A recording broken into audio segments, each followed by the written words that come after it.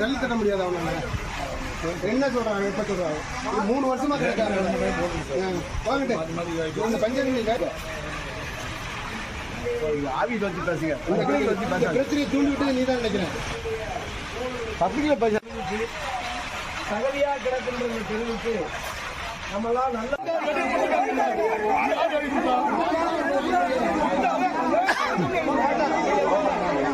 ஆமா சார் இப்ப இந்த நிமிஷத்துல கல்வி அடிக்கிறீங்க.